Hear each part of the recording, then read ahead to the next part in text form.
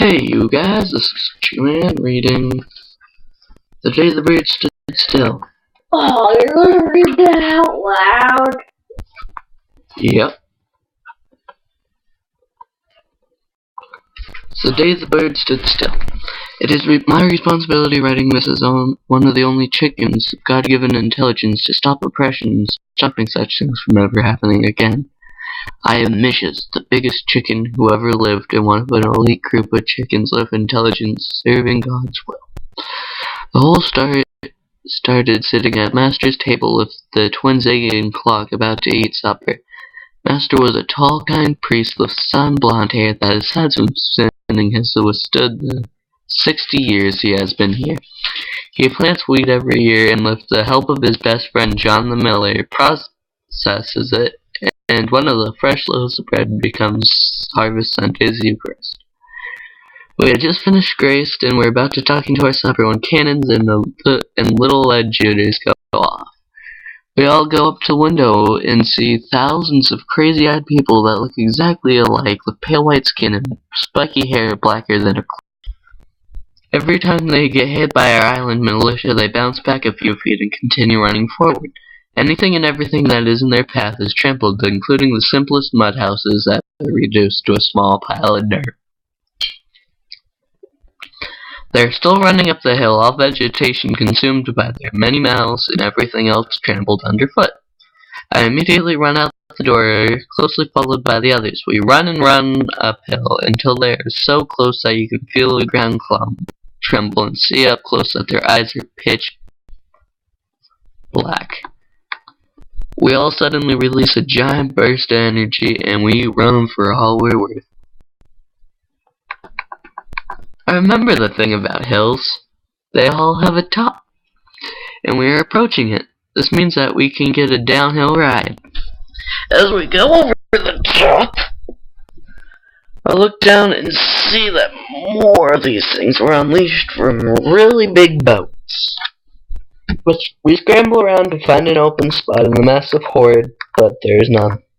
A spark comes into Master's eyes, but also fear.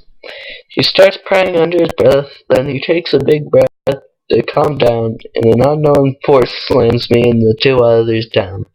Radiant beams erupt from all around his body, blasting these things, just making them disappear in mid-run. In the matter of seconds, all that is left is their destructive trail. Opie. Yeah, I got Ozilla as the background speaker here. Think he's interested in hearing this.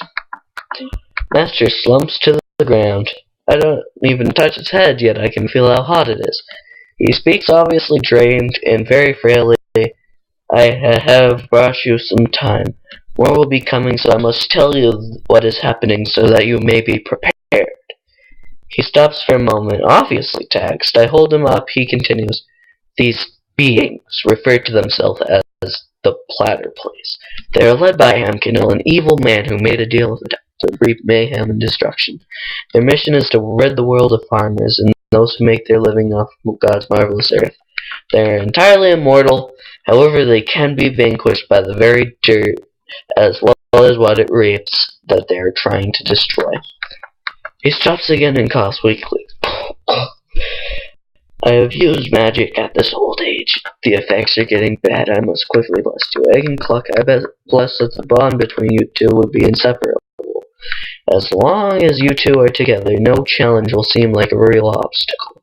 Missions, the tasks you must endure, no one should have to go through, but your massive faith will keep you going. I bless that no matter how deep you cut into your reserves or how long you keep fighting, you will still have a spark in you, because you will always fight for what's right. He spoke no more. We all knew that those were the last she will speak. Carry him over my back down the hill to bury him and pay our final respects, but when not too far down, the dirt sucks us in and didn't take Master to lift us. The twins and I wake up on a sandy desert-like area. A big, tan, bulky, smiling man comes towards us through the dunes. He greets us all by name that we do not know him, and together he gives the three of us a big hug. He speaks with a deep, booming, but lovingly childish voice. I have plenty of food for your arrival. Will you come and have some? His big dark eyes begged us so much we possibly couldn't reject his offer, so we told him yes and settled into a hearty feast. Early the next day, Mitch is talking to himself, traumatized. He asked us what happened because he was a friend of Master's and had attempted to bring us all here on Master's call. I explained to him why Master wasn't here and what had happened. He sat politely through it and in the end said curses, repulses. I had asked him what he meant and he threw a mysterious gas in my face and said, all must be known from dreams. And everything went black before I hit the ground.